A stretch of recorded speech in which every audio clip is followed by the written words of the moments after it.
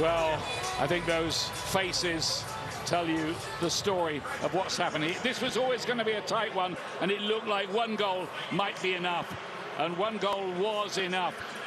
It'll be the first Spanish 90th minute winner ever, not since 1962. They go into the quarterfinals. Will it be USA or Belgium? They play there. That's the story for another time. But here in Dallas, it's Spain who've beaten their neighbors by a 0-0 as we hand it back to Rob Stone in Seattle. Ian, Landon, thank you. Rob Stone, Carly Lloyd, Clint Dempsey, Alexi Lawless back here with you. We are in Seattle, but we are taking in the images from Dallas as Cristiano Ronaldo's World Cup career seemingly comes to a close. I think we're always hesitant to say things are done for the Ronaldos and the Messis of the world, as they have shown just how long they can go. But the youth of Lamine Yamal and Spain able to move on. They go to Los Angeles Friday. They will take on the winner of our next game, Belgium and the United States. The cameras finding Ronaldo. This was his 27th World Cup match. He scored 11 goals, made his World Cup debut over 20 years ago, June 11th, 2006. And now he has to sit and stare at Spain, who moves on to the quarterfinals.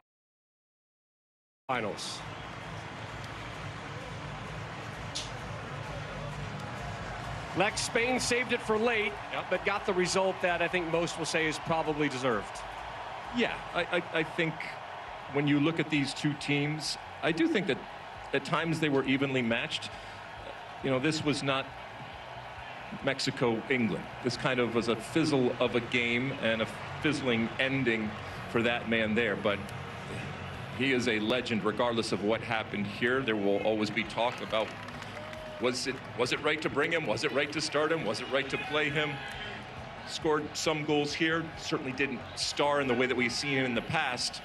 But ultimately, I don't think that anybody would have been surprised if I told you that Spain was going to beat Portugal in a very close game and ultimately edge them out. And yeah, they left it late, but they just kept playing and playing their game and not letting themselves get stretched.